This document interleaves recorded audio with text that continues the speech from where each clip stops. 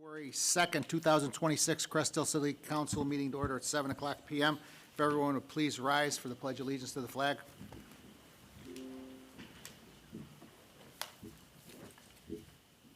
I pledge allegiance to the flag of the United States of America and to the republic for which it stands, one nation, under God, indivisible, with liberty and justice for all. Roll call, please, Chris. Ray Solomon. Here. Jamie Malloy. I'm here. Scott Dyke. Here. Angelo Desario. Here. Darrell Jefferson. Claudia Gazal. Here. Tina Oberlin. Mark Sepiti. Here. Nate Albert. Here. And Joe Kubal. Here. Thank you. Okay, for the record, I did receive a text from Alderman Jefferson late this afternoon. He is unable to be here this evening, so he is excused. So we will be moving on to citizens, special requests, and public hearings. There is a need for a public hearing this evening. As required by the IEPA, the City of Crest Hill will be holding a public hearing tonight to present the city proposed alternative water source distribution system improvements, amended preliminary environmental impacts determination. I would ask for a motion to open the public hearing. So moved as presented. Second. We have a motion by Alderperson Oberlin, seconded by Alderwoman Gazal. Questions or comments in regards to the motion? Roll call, please. Scott Dyke. Yes. Angelo Desario. Yes.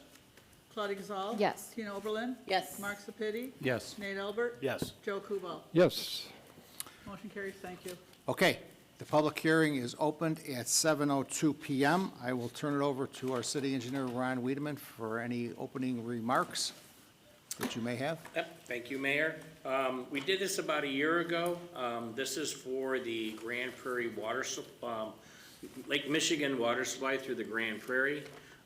The PID here is because we are adding to our project plan with the IEPA for funding.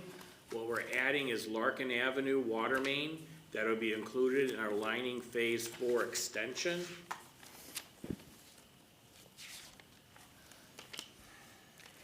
Listed on here is our previously approved projects. We got the Caton Farm Road reinforcement water main, which that's currently under construction. The phase 1 Broadway Street and Theodore Street water main lining that's currently under construction, but actually should say shut down for the winter, but we'll finish up in the spring. Phase 2 through phase 4 of Theodore from Oakland to US Route 30 and US Route 30 water main lining, and east and the west receiving stations along with the 3.5 million gallon storage tank. So these are all the projects that are currently in our project plan. What we're requesting is to add Larkin Avenue.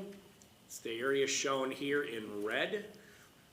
It was not included in any previous plans. Since we're doing all of the water main lining and since we had some issues with the water main, particularly between the Burger King and Popeyes, I thought it was a good time to get this area lined out and reconfigure the water services. The red there currently kind of shows how it's going to be reconfigured. We're still going to have the water main going through the old Hobo's parking lot, but we're going to eliminate a portion of the water main from the Hillcrest Shopping Center entrance going north and retie all those services into the back of these buildings with a brand new line. Early today, it's a public hearing just to elicit some comments from the public in regards to the construction impacts. The impacts on this project are basically just temporary. They include construction associated, noise, dust, soil erosion, and traffic disruption for the project. The Illinois Department of Natural Resources has been looked at, and they have come back with a unlikely finding of any damages. Same with everybody else listed there, which is endangered species, natural area preservation, Illinois Wetland Act, and IDNR Office of Water Resources. All of them pretty much say this work will have no impact to them. We also don't have any impact with the Department, or obviously the Department of the Army, U.S. Corps. And none of the tribal, or the 10 tribes were all contacted. None of those expressed any concerns with this project. This is just a copy of, and I know it's kind of small, but this is the environmental document.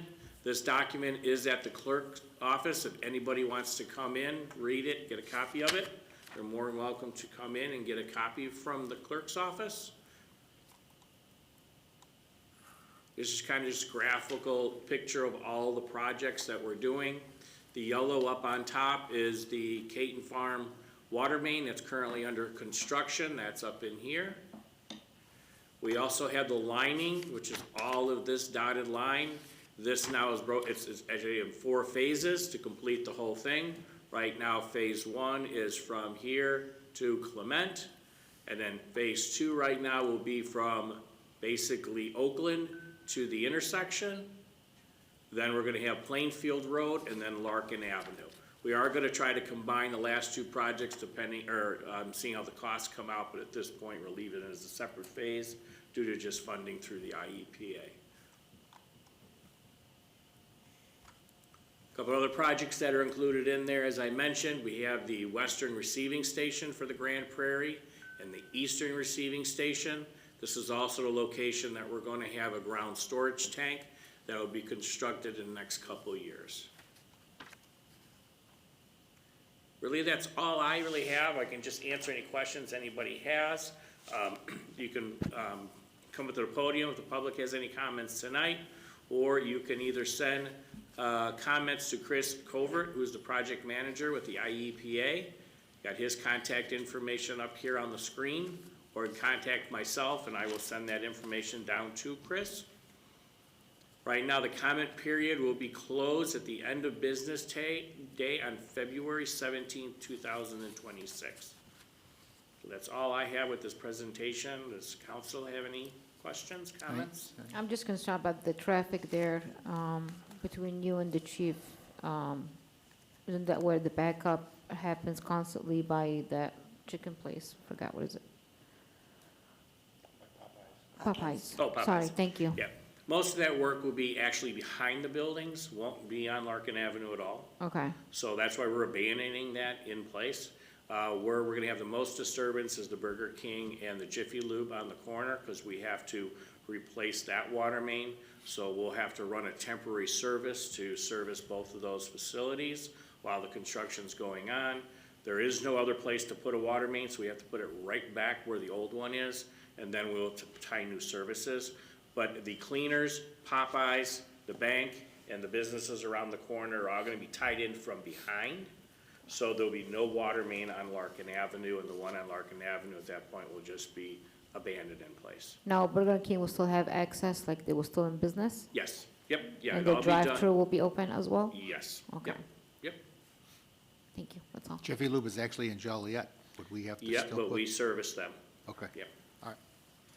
All right, any other questions or comments from council? Okay, I'll open up. Anyone in the audience would like to ask any questions or make comment in regards to this agenda item, please step to the podium, state your name for the record. Your address is optional. Second request. Let the record show that no one from the audience has approached the podium. Thank you for the presentation, Ron. I would ask for a motion to go back into regular session. So moved. Second. We have a motion by Alderperson Oberlin, seconded by Alderwoman Gazal, to close the public hearing at 7:09 PM. Roll call, please, Chris. Angelo Desario, Yes. Claudia Gazal. Yes. Tina Oberlin. Yes. Mark Sepiti. Yes. Nate Albert. Yes. Joe Kubal. Yes. Scott Dyke. Yes. Motion carries, thank you. All right, we're back in regular session at 7:09 PM. Moving on to agenda item number 5. Tonight, we have 12 items listed under the consent agenda.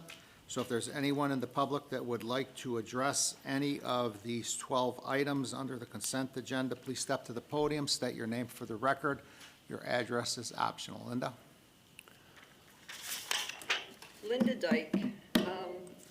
At the January 26th work session, it was discussed about new microphones. While listening to the conversation, a few things kind of bothered me. Stuart spoke that Blaine brought to him on Friday something about his proposal, so he had to rush it into sales. Now, didn't his proposal come in prior to that? Did he know about the other person's proposal? So today, all weekend, I thought of this. I called Forte today, and I spoke to Mr. Tom Burns for 25 minutes. I was highly impressed at the presentation he gave me over the telephone. I asked him, I said, were you ever called on Friday to tell what the other proposal was, if you wanted to revamp your proposal? He said no. As I did more research, I found that that's called proposal rigging. When you give a proposal and someone tells you, make it under this amount or that amount, and he's got to run back to sales, that doesn't sit well with me. As we spoke, I asked him if he was ever asked to come in and do a presentation to council about his microphone system that he had. He told me no. He did mail me some papers over email. Everybody needs to look at these things. I think, my opinion as a taxpayer, both companies should come and each one should show you, because it's not apples to apples, it's apples to oranges. I do bidding at my job for proposals. We never go to the other person and say, hey, if you go a little lower, you're gonna get the thing. That's totally against this. I even looked it up online, and if somebody, a vendor is given an option to redo their proposal or lowest, it's called proposal rigging, and it's illegal. It's illegal. But,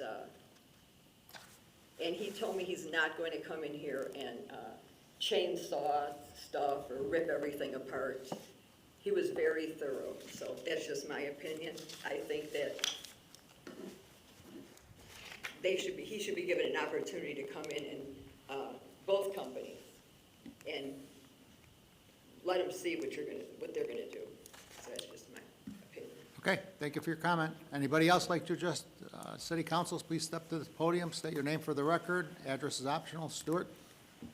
Seeing that she dragged me into it, let me comment. I'll go back and check the minutes, because that's not what I said. I have it on my phone. But That's not what I said. Check the recording, that's not what I said. All right, Linda, please sit down. But Your time, What Stuart. I did say was that when Blaine told me, when I saw it I didn't see it, when Blaine told me that he wanted to move forward, I had to go back because it was 2 months earlier that we proposed it, knowing that January had a price increase. Okay, so my bid was in well before. I never saw Forte's until the packet came out. So that's how it transpired. That's what happened. I think I explained all that to all of you here too. And I also said that Forte's approach was different than my approach. Their approach was a chainsaw, or their approach was not to do partial, was to do a complete rebuild. And I did bring that up also too. So the information you give is sort of correct, but somewhat not correct. So, thank you. Thank you for your comment. Anybody else? Blaine? Yep. So the process that was done is we did a request to our vendors that have been using this. I received those in November. None of the 3 vendors got a look at any of the other ones until our packet was finalized. And then I actually had a phone call with Thomas Burns, and he was actually going through other topics for us to see if any of his prices changed or if he'd like to change his proposal. I also talked with Stuart to see if any prices have changed. This is a current market that has some volatility in the pricing. So neither of them would see the prices of others, although once it's public in our packet, it is then publicly available. Both of the 2 vendors did provide information that was actually in the packet, so fully transparent on those two. Stuart did send me afterwards that there was a price difference. There was actually an increase in price. So again, other than our public packet, there was no information shared with either vendor or the third vendor that chose not to submit anything. That's the normal process. There's not any opportunity for rigging. In this regards, no one is actually shared and still not shared pricing. If they choose to raise their prices or lower their prices, that's their final prices. That's what it is. Happy to answer any questions, though. Any questions of Blaine? Okay, thank So you. there were like no, she said she has proof, so can we hear the proof? I mean, I don't know, I'm a little bit confused here what's going on. I'm happy to share through the dates, through the emails, how all that information came through. If you'd like to have both vendors, one happens to be here, I'm sure Thomas would be happy to, point out that, his overall packet, again, that was already disclosed to council. Again, neither him or Stuart were shared any information. I could ask for affidavits to say that neither of them received prior information or knowledge or pricing for them from their competitors. Once it's made public, it is public for everybody. It's in the packet for the whole world to see. Okay, thank you. All right, so with that being said, we do have 12 items listed on the consent agenda. I was asked earlier today by Alderman Sapiti to remove agenda item number 6C.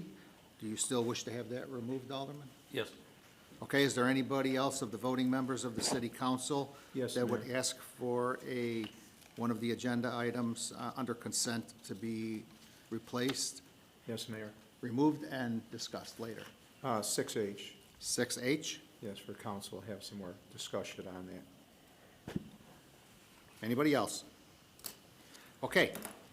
With those two being asked to be removed, I will go through the other 10 of the consent agenda items. So please bear with me. Consent agenda item 6A, approve the minutes of the work session meeting held on January 12th, 2026. Consent agenda item 6B, approve the minutes of the city council meeting held on January 19th, 2026. Consent agenda item 6D, award the contract to PT Farrell Construction Company for the Division Roadway Reconstruction Improvement in the amount of $2,023,482.72. Consent agenda item 6E, approve a resolution approving an amendment to the construction agreement by and between the City of Crest Hill, Will County, Illinois, and M&J Underground Incorporated for Caton Farm Road Water Main Extension. Consent agenda 6F, approve an ordinance approving final plat of subdivision, special use permit, and variations to the Crest Hill zoning ordinance and Crest Hill Code of Ordinances with respect to certain real property located at 1812 North Larkin Avenue in Crest Hill, Illinois, the application of Extra Space Storage LLC. Consent agenda item 6G, approve a resolution designating Glenn Gerke as the Illinois Municipal Retirement Fund, IMRF, authorized agent for the city of Crest Hill.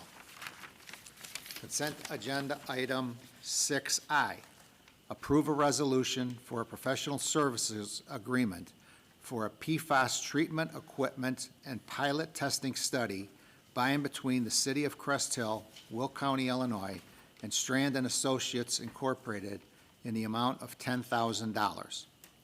Consent agenda item 6J, approval of the regular and overtime payroll from January 12th, 2026 through January 25, 2026 in the amount of $295,291.66. Consent agenda item 6K, approval of additional comp time buyback in the amount of $10,820.63. And consent agenda item 6L, approval of the list of bills issued through February 2nd, 2026, in the amount of $626,650.18. Motion would be in order. So moved. Second. We have a motion by Alderman Elbert, seconded by Alderwoman Gazal, for the approval of the 10 consent agenda items that were just read. Questions or comments? Roll call, please, Chris. Tina Oberlin, Yes. Mark Sepiti, Yes. Nate Albert, Yes. Joe Kubal, Yes. Scott Dyke, Yes. Angelo Desario, Yes. Claudia Gazal. Yes. Motion carries, thank you. Okay. We will go to 6C, the request of Alderman Sepiti to have further discussion in regards to the approval of the minutes from the work session meeting held on January 26, 2026. I'll turn it over to Mark. Thank you, Mayor. Specifically within the minutes that I would like to see relooked at and a new version be put into the minutes. It's around the discussion point, number 1 under City Administrator, which was the discussion of the known storm drainage issue in Crest Hill, specifically the one at Jasmine Creek. There was quite an extensive discussion that took place around that topic, but much of it did not make the minutes, so I would just like to have further review of the minutes from that particular part of the meeting so that the minutes can update everything that was said by members of council. Because I think when we refer to minutes, we want them to be accurate and have as much of the information that actually took place. And that actually brings me to another topic. It's regarding, because this comes up a lot where we want to recall what took place at a work session, and we can only really rely on the minutes that as they were created. But there was a topic, a way to get around that was that there was software available that would convert audio to written minutes for the record, and that I remember that was pursued as to what kind of software is out there, and I'm pretty sure we all agreed that that would be a good way to go. It would give the most accurate account of what took place, and it'd probably save staff time to having to listen to all the tapes and audio from meetings. So I don't know where that's at, if we could actually pursue that also. Alderman Sepiti, we do have the software. We do use it, but you still have to go back and listen to it too, because it doesn't catch everything. Names, some comments, it doesn't have it 100% correct. Okay. So it's a repeat. And the minutes are actually a synopsis of what happened, not verbatim. I understand that, but who makes the call on when, if the mayor, for example, made a comment on a topic, that would make it into the minutes versus if Alderwoman Gazal or Alderman Dyke made a comment on the same topic, but their comments don't make it into the minutes at all. Not even I'm not just talking about, leaving out specific wording, but I mean the whole idea of what their opinion was doesn't make it into the minutes at all. We try to get as much as important stuff in there. If you want more of it, we could adjust it and put more into it if you want. That is no problem, but we gotta look at what's, Mr. Attorney, can you help me here, more of what's important to put in it? And I mean, you're right. I mean, minutes vary across municipalities. I mean, some boards and councils want it to be just a general overview. It's not every comment made by every person with attribution. Others are more detailed. Crest Hill is one of the more detailed minutes that I generally see, but it's still not ever supposed to be verbatim. You might as well get a court reporter here and transcribe it, or have, I guess, my experience with the Dragon natural language and the talk-to-text software is exactly what you said, Chris, that it's just not very accurate. So you still need a human to go through it. But again, there has to be editorial decisions made, but again, how they get made or what the criteria is really up to what this council wants.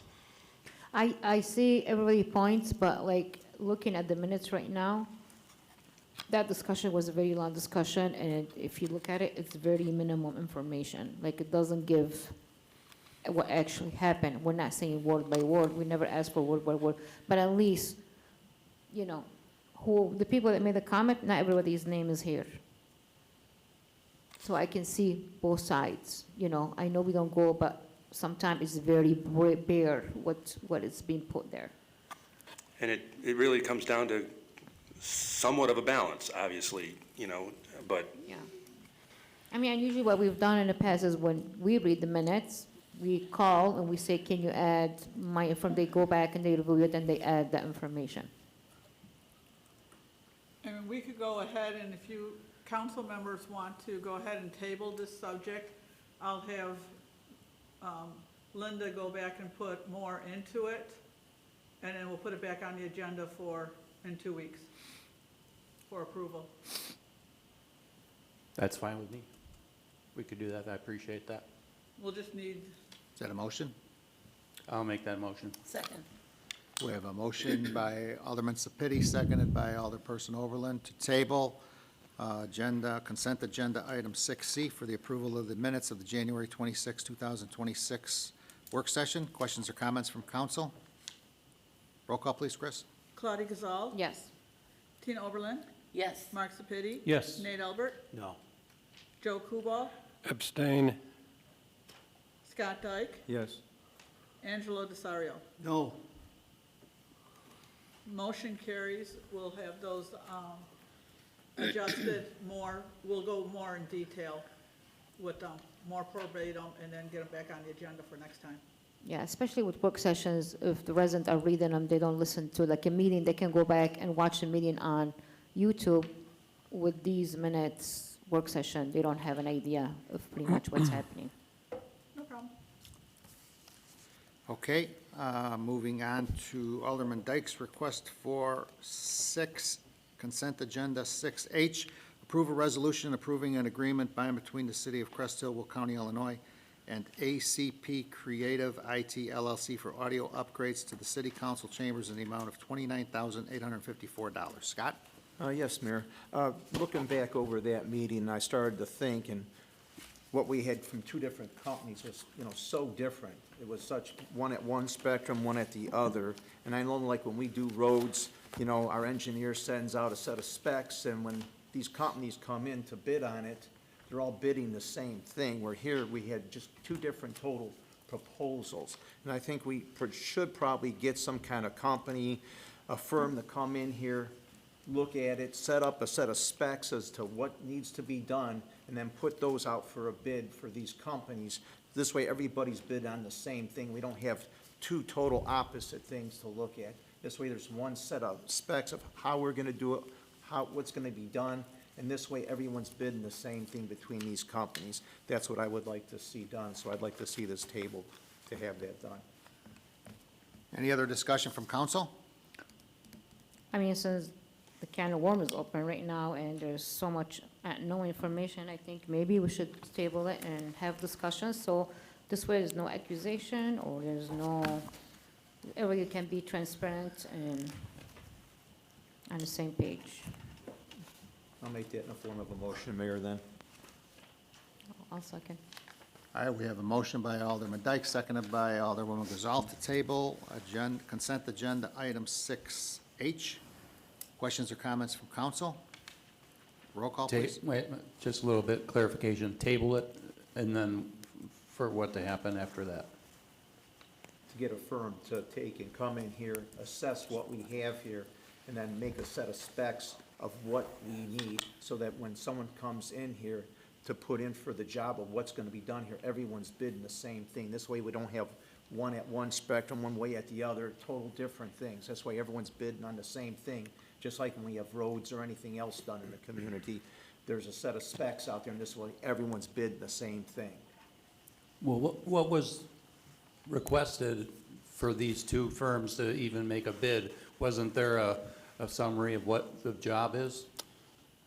So instead of doing a bid, this process is not a brand-new layout, so we did a proposal. So there's not a legal way to actually get everything to be the same unless we're ripping out everything and starting from scratch. You could do that. You could also hire a company to go through and see what is deficient and then allow everybody, again, to provide a proposal on what their solution would be. Again, a proposal has the flexibility, so you're going to get everything on the spectrum from somebody's going to say reusing your microphones, reusing some of the wiring, using some of the equipment. A bid is if we're looking to solve a problem, like we need an F-150 pickup truck, and we got this dealer A, B, C, and D. We have the same amount of needs and the same use, and so that we could be getting those sort of things. In this current situation, it's more of a proposal, so like a request for proposal. So instead of doing a formal request for proposal, what I did is I asked both vendors to come in. They assessed our situation, and they submitted what they felt was a solution, their proposal on how to solve our current audio problems. Some asked for additional information, and then after they submitted their proposal, I met with each one of them either on the phone or here in person so that I could be educated on their process. They finally provided me with the costing. Again, neither knew what the solution the other ones were. I was the consumer, if you will, to be educated. The reason why I only presented, had one vendor happen to be here present, that's normally would be the case, is the one that I'm presenting. If you wanted the other vendor to be here, I'm happy to invite them, but they were not the one that I recommended in this particular instance due to the cost. Similar that we're not bringing in all 8 of the, I guess, engineers to say, here are all the firms. We normally invite the vendor that is going to be recommended to be awarded the contract. So they were both invited and they both came here to assess the current situation, and it was explained to them what the goal was with the work to proceed, and they put together a proposal based on that discussion and seeing the physical layout. But they're not doing the same work, correct? They're doing different type of, the other ones they're starting from scratch, as you explained it to me last week. Yeah, so They're totally two different things. they've both chosen different paths on how to Correct. solve the problem. So if this was a math problem and they're both trying to get to 6, one chose to do 1 plus 5, and the other one chose to take what we currently have, 4, and then add 2. So they're both viable solutions. I think both of them will work for us. They will both have an increase in our audio capabilities, so I think both are still solid solutions. One has about a $50,000 premium. I feel that is a solid solution, and I think the other one that is, $50,000 less is still a solid solution.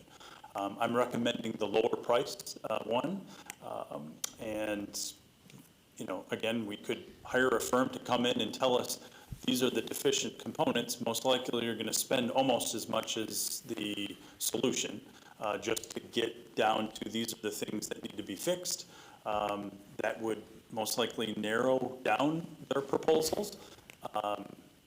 But I don't necessarily think you're going to end up with a better end result.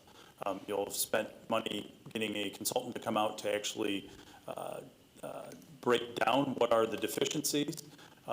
That might be helpful, but to me, once you have at least 2 to 3 different vendors that have, this is their field, they are able to assess this and tell us this is what their solution is, to me, that is sufficient. Can we get both vendors to submit similar bids? Meaning vendor A was the less than $30,000 bid, vendor B was the $80,000 bid. Can we go back to both of them and say, give me a bid to match the other vendor?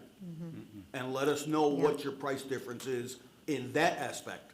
Yeah, so this wasn't, again, back to the pickup truck, this wasn't the same pickup truck. They both had different solutions.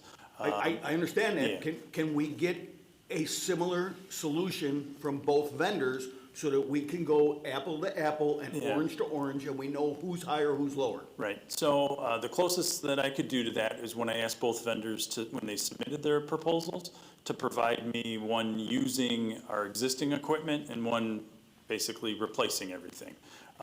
One basically chose to replace the majority of the equipment, and that's the higher cost, where the other one chose to use our existing equipment. Neither one chose to provide the other option. So one was one apple, and the other one was two apples. The one with two apples didn't want to provide the one apple solution, and the one that provided the one didn't want to provide the two. And there are no other audio companies that can suggest a solution. We Nope, only have two. Only two that did respond. So are other ones out there? Yes. Forte, the other vendor has consolidated, so the market is narrowing. But I can't speak to other firms that chose not to respond. Glenn, I agree with what Angela said. I think we should bring both of them. This way it's peace of mind for everybody. We can ask the same question to both since Stuart is here anyway. You know, we can see what's the difference, what they're talking about. So this way there's no no-win answers and questions, and this way we can all be informed and we can see that, you know, what Stuart gave us it's what we need. But I agree with him. It's like each person did it different.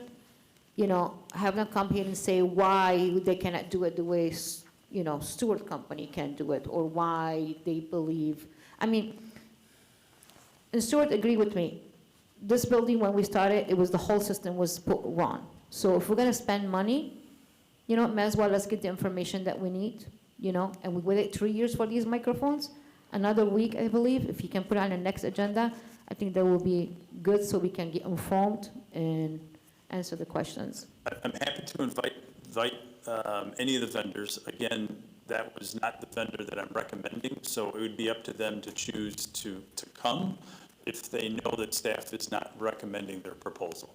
I'm happy to, if at council's request, to invite him. I just, again, when he is seeing both proposals, the full packets from both vendors were in our previous materials, so that was all public. It's still public up on our website. Yeah. So, again, he is available to, to come, but he was not invited. It was, again, not the vendor that I was recommending. I'm happy to invite him. I won't be changing my recommendation to have the city spend $50,000 more, but I'm happy to invite him. I mean, you can recommend, but the council in the end is the one that choose, you know, how to vote. I'm just saying, the more information, the more knowledge, and this way there's no knowing answers. Transparency, you know, it's just simple. Just another week or two, I don't think it's gonna make any difference. We waited 3 years for these microphones. I think Mike loves to hold that microphone thing in his hand. He got used to it, so. I'm more than happy to wait. It was council that was, really pushing for the audio improvements to be done as quickly as possible, and so that's what I've been doing. Thank you. Anybody else on a comment? Okay, the motion is to table. We'll have a roll call, please, Chris. Mark Sepiti, Pass. Nate Albert, No. Joe Kubal, No. Scott Dyke, Yes. Angelo Desario, No. Claudia Gazal, Yes. Tina Oberlin, No. Mark Sepiti. Yes.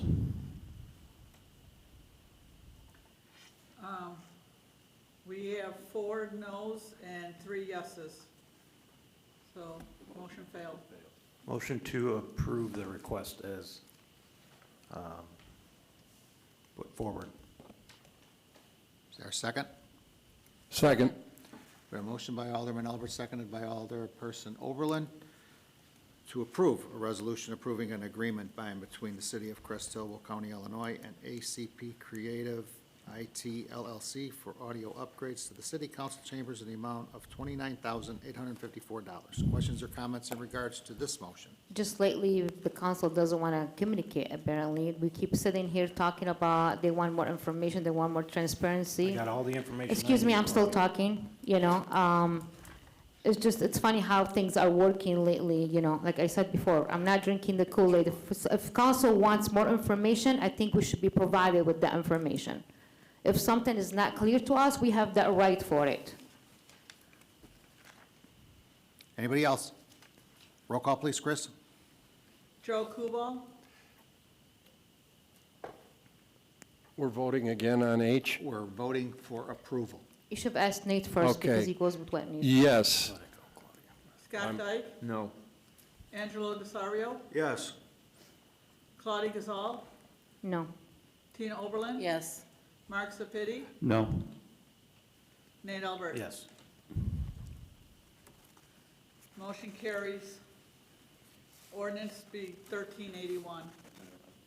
Or, I'm sorry, Resolution 1381. Would you like to, that concludes the consent agenda item. Chris, you want to go through all of them?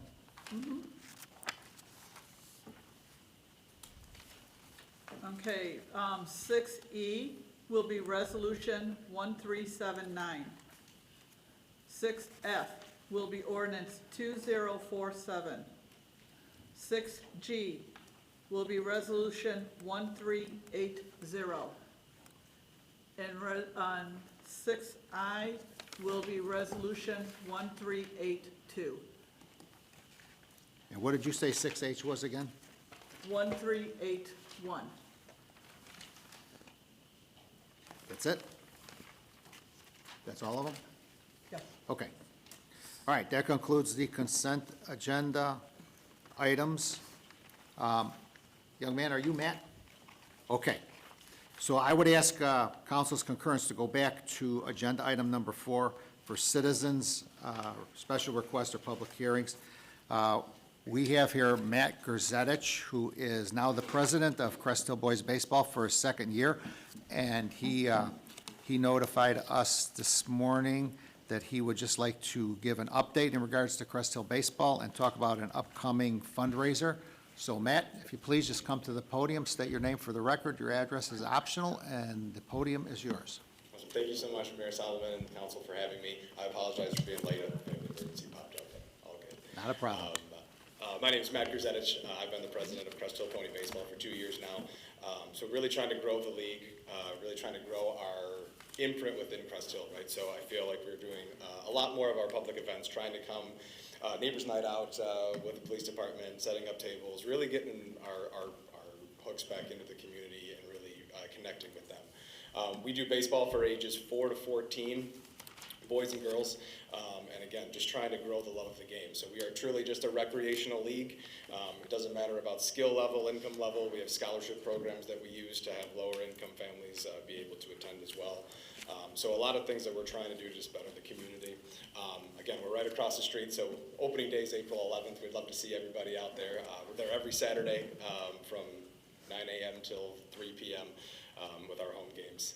We do have a fundraiser at Lock and Mule. That is Wednesday from 5 to 9. 10% of all sales go to Crest Hill Pony Baseball for that. So if anyone can attend, residents, we'd love to see you out there. But more information, our spring registration just completed. We've got a wait list now going, so if we can get a couple more kids, we can get more teams, more people involved. So our information's all on our website at cresthillbaseball.com. Again, thank you for your time. Any questions from City Council? Questions, comments from council? Appreciate it. Well, Thank you keep guys up so the good much. work, Matt. I will tell you, though, I missed the nighttime baseball games. I mean, there's nothing better than watching a baseball game under the lights. So hopefully one day you'll have enough individuals in the league that you'll be able to do that again. We're working on it. We're trying to get those old lights updated. The problem is those are the old-fashioned halogen ones, and they're super expensive to run. Yes. So I'm trying to get as much money as we can into the league so that we can get those improvements done. But I agree with you. I love the night baseball time. I grew up over on Lincoln Avenue over here, so I would hear the roar of the crowd at night and the crack of the bat right about 7:30. So I miss it as well. So I'll be loving to have that back. All right. Well, Okay. Thank you very much for all you're doing for the youth of the city of Crest Hill and the surrounding communities also. Thank you guys so much for having me. All right, you have a good night. All right, we will go back to number 7. It's reports and communications from departments and elected officials. First one is the mayor's report. I do not have anything. To the city clerk, Chris, anything? Yes, we have one request for the community room, since the policy and procedures has not been in place. This is why it's on the agenda for tonight. The Runway Club HOA would like to use the community room on February 24th from 6 PM to 10 PM. Council, your decision. So move. Second. We have a motion by Alderman Albert, seconded by Alderman Desario, correct? Yes. For approval of the request of the Renwick Club HOA to use the community room for their board meeting on February 24th, 2026, from 6 PM to 10 PM. Questions or comments from council? Roll call. Scott Dyke? Yes. Angelo Desario? Yes. Claudia Gazal? Yes. Tina Oberlin? Yes. Mark Sepiti? Yes. Nate Albert? Yes. And Joe Kubal. Yes. Motion carries, thank you, and that's all I have to report tonight. Okay. Thank you. Do you have, was there any questions for me or for Chris? I think I forgot myself. Okay, moving on to our city treasurer's report. Jamie Malloy. Good evening, Jamie. Good evening. I have nothing to report tonight. Okay, any questions of treasurer? All right, thanks, Jamie.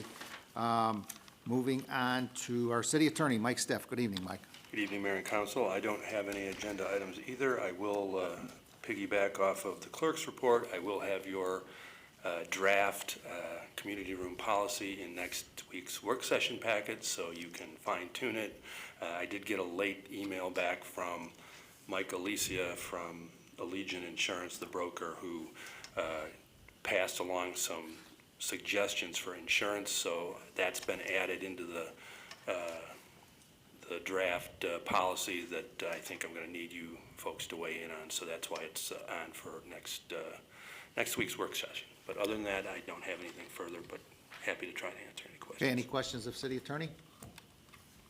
Thank you, Mike. City administrator, Blaine Wing. Good evening, Blaine. Good evening, Mayor. Just have one item for council tonight. It's in the packet on page 232 and 233. I'm recommending, after talking with several council members, of basically reinstituting two former committees. Little tweaks on both. The first one is a new finance committee, and the other one is a negotiation prep. I feel both of these committees are timely, as we're going to be preparing for negotiations with one of our unions here shortly, and we are in the budget season, and so having representatives directly from council getting input as we walk through various issues would be helpful for staff. Again, I'll note that city council is still responsible for approving all policies in the city's Yeah, there's like a It's couple. cracking. I'll switch hands, see if this is any better. Yes. Okay. So I will remind council that you, as a collective group, are responsible for approving the policies and the city's budget. And in regards to negotiations, city council is responsible for approving the final direction to management, as well as our labor attorneys, providing guidance and approving our collective bargaining agreements and our memorandums of understanding. The two proposed committees, again listed out on page 233 of tonight's packet, are the Finance Committee. I noted on page 233, the purpose of the Finance Committee is to provide short and long-term recommendations on financial matters, and then I listed out several bullet points. In addition, for the negotiation prep, I said the purpose of that committee is to work with the city administrator, the labor attorney or attorneys, and other staff to prepare for negotiations and to consult with the city's management team from time to time. Again, as we go through and those committees meet, they would have the opportunity to provide their specific proposed purposes. Happy to answer any questions. I have a question. These recommendations usually, even though this is your idea, it comes to the mayor. The mayor is the one who appoints this committee, am I correct? In the past, I have, yes. Okay, is that something that changed now, that the mayor doesn't appoint these committees? It was the recommendation of our city administrator, who I am in total favor of what he wishes to do here this evening. Okay, so he can So, recommend now? As far as I'm concerned, he runs the day-to-day operations of the city. Okay, I'm just clarifying, because you always did the recommendation, so. So I guess my question that I'm not real clear on is for these two committees, which to me, they're two of the biggest core things, finances and negotiation. And I don't quite understand what they will be doing that the whole city, I feel kind of like we're saying, we're taking 8 votes and giving it to 2 people, and I don't want that to happen because I'm not relinquishing my opinion on either topic. So to me, this is a little confusing. Sure, so let me give you some examples. So with the Finance Committee, I've been working with our Finance Director. There's probably 10 different finance policies that we'll be bringing before the whole council. However, as we're working through, we've been gathering financial policies and procedures from neighboring communities as well as different organizations. Having these 2 liaisons will allow us to get some guidance from those 2 individuals as we work through those and be able to bring that to the full council for recommendations. Does that make sense? Well, I see what you're saying. It's just that I'm still curious as to how, let's just say that whatever they think is a good idea that they bring to the council, that there was 4 things that they didn't bring to the council that maybe the rest of the council would think was good. That's my concern. Yeah, that's always going to happen with any of the committees. We could, to address that, say here are their recommendations, but here are some of the other things that they also looked at, and if the full council would like to further, I guess, investigate those things, we'd be able to. So it's kind of like how the Supreme Court has minority decisions and majority.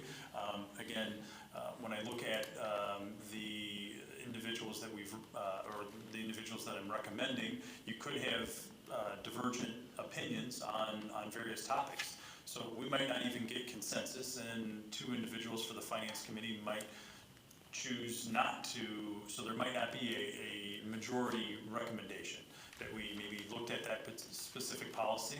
Let's just say it's the fund balance reserve policy. We're at, I'll just use easy math, at 100% right now, and staff comes in and recommends maybe at a 70 percentile.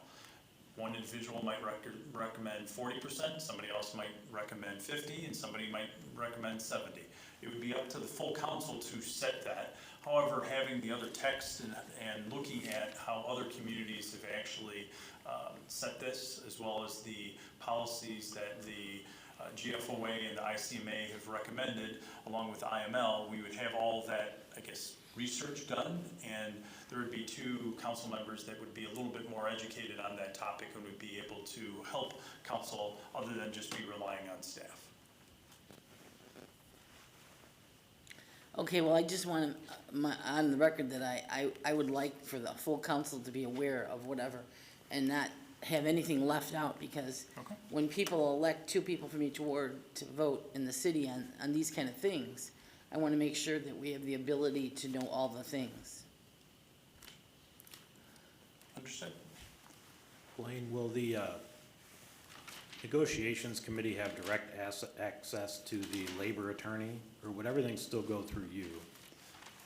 Yeah, so everything would still go through my office. There might be a question that so for the 2 liaisons, if they had a specific question about maybe a contract, quite honestly, any council member would have access to that labor attorney or the firm to ask a question. If I were to ask one of our staff members a question, they're already being paid by the city to do their day-to-day job. But if I call an attorney, that's when the clock starts ticking on as an outside consultant. That's just my question, that they will have full access to.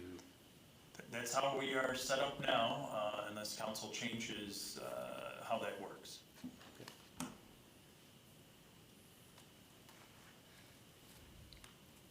Okay, any other questions or comments? Mike, do you recommend this being two separate votes or both together? Well, I think you probably should separate it just to be safe in case there's a Yeah, divergence okay. of opinion All on right. one. I would ask for a motion for approval for the recommendation of the city administrator to form a finance committee of Alderman Scott Dyke and Alderman Angelo DeSario. So moved. There a second?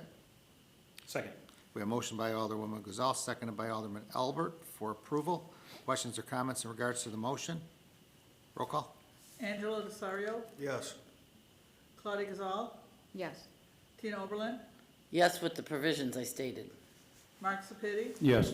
Nate Albert, Yes. Joe Kubal, Yes. Scott Dyke. Abstain. Motion carries. Thank you. Okay.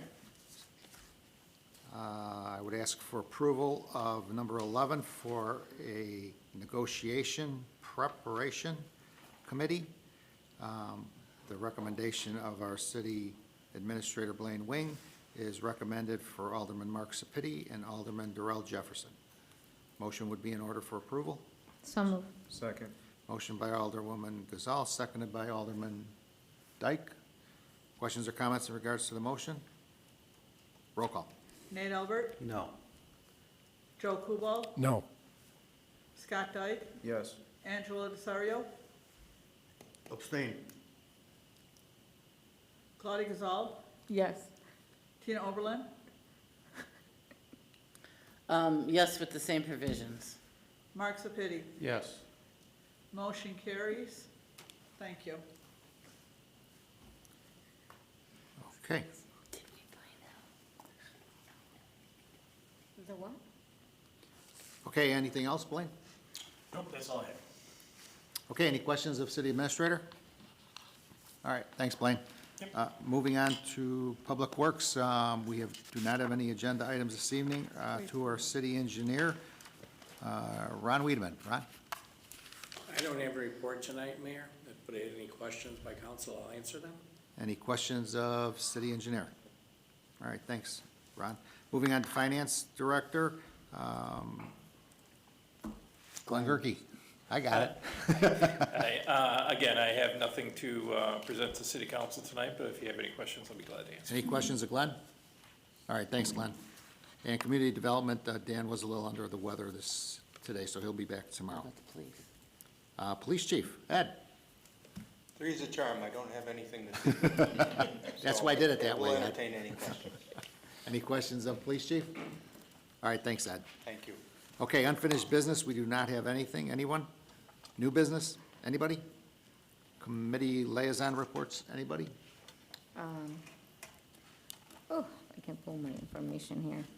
Just a reminder, we're working on some final details with the city administrator on the Easter event that will be held on Saturday, March 28th, from 12 to 2 p.m., from up to age of 12. More details about the event will be shared with the residents in the next couple of weeks. Okay. I have a question about that, Mr. Mayor. Was this brought up before council? Is there a finance approval? Is there a budget item on this? When was this discussed? When is it approved by council? This was brought up, I believe, at the last, was the last city council meeting? Yes. By Alderwoman Gazal. None of the events been approved by the council, but now he wants to pick on me. Well, I know it was brought up, it was we're doing an Easter egg hunt.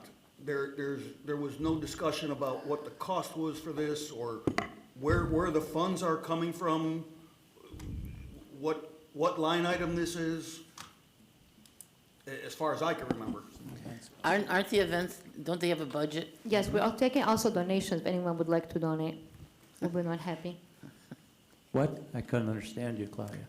It's nothing, like, for years we have committee events here and nobody complained. We had people that handled the money, we had people that did whatever events they want, there was never questioning, but now, all of a sudden, since we started this year with this event committee, now all of a sudden there's questions from several people, but feel free, I don't handle money in my hands, I don't handle anything. We have open communication with everybody. We don't hide anything. So if you want to join in some of the meetings, let me know. I'll be more than happy to invite you to those meetings. It's something for the residents, and it seems like nobody wants to do anything for the residents. Blaine, do you have any comments in regards to this? I'm happy to share that. So before I got here, council approved the current budget that we're in. There is an events committee line item. There's $10,000 that was earmarked for events. So as far as I know, there's not any parameters that are set on the $10,000. So there is that $10,000 that is currently budgeted for this current fiscal budget. Thank you. Anybody else? Okay, moving on to city council comments, positive city council comments. Anything you'd like to share with any of your constituents this evening? We'll begin with Alderman Kubal. Nothing to add, Mayor. Alderman Albert. Nothing at this time. Alderman Siddiqui. Nothing tonight. Alderperson Oberlin. Well, I just want to wish everybody out there a happy Valentine's Day. It'll be here before you know it. So don't forget your loved ones and your friends and your neighbors and your family, even if they're not the best family. And your kids. And what? Your kids. And your puppies and kitties, yes. Yeah. Alderwoman Gazal. I just want to thank Public Works, and also the Public Work Director was there for 3 days at Public Work Building. So kudos to them for their hard work. On top of the snow, they had all these water main breaks. So thank you for everything. And that's like, I feel bad for Greg. It's like a bad start for him. It's like get grounded for 3 days at Public Works. That's it, Mayor. Oh, happy Valentine to everybody. Spread love. Alderman Desario. Just that the groundhog did not see his shadow today up in Woodstock, so we're only looking at maybe 6 more weeks of this cold weather, and hopefully it warms up soon. With that darn Puxatawny Phil. Yeah, but he's in Pennsylvania. We don't care about him. Okay, all right. Well, the heck with Phil. Woodstock Willie. Alderman Dyke. Happy Groundhog's Day to everyone. Hopefully, we don't have to repeat this again tomorrow. I also want to say a happy 40th anniversary to my wife. This coming Sunday will be 40 years, so she's put up with me for 40. Hopefully, she'll continue Did to, she put up with you, or you keep put up me with her around. is the question. And happy Happy Valentine's anniversary. Day also to her. Okay, I usually don't say anything at this time either, but Claudia kind of stole my thunder. I certainly want to thank all of the members of our Public Works Department. I want to thank all of the members of our Police Department. I want to thank Blaine Wing, Gary Richardson, Ed Clark, and I know the deputy chiefs also for a fantastic job they did with the snow that we had. And we did have a very serious water main break where we had some low pressure throughout the city for about 12 hours. But through some very fast and smart decisions that Blaine Wing and Gary Richardson and Ed Clark made, they were rectified in a very timely manner. There were no boil orders that needed to be addressed. So everything was back to normal within a couple of days. So I just want to say thanks to all the men and women of all the departments that were out there in some extremely cold weather, a snowstorm that was just enough to be a mess to everybody. So hats off for a job well done. I did congratulate them the next day. Again, they made the city of Crest Hill very proud for how fast they reacted and how fast they got things done. So thanks for a fantastic job making the city look good. With that being said, I will ask for public comment. Anyone would like to address city council, please step to the podium, state your name for the record. Your address is optional. Stu?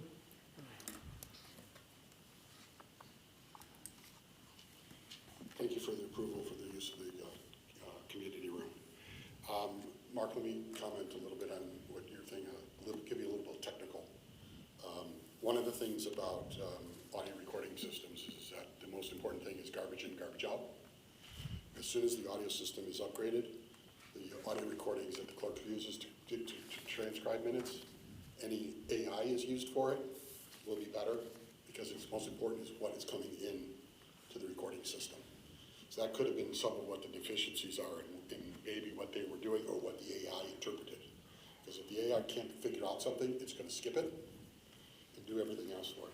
That's just a little technical background on it. So the upgrade of and the fix in the audio system will hopefully fix the minute recordings also, and then the transcriptions.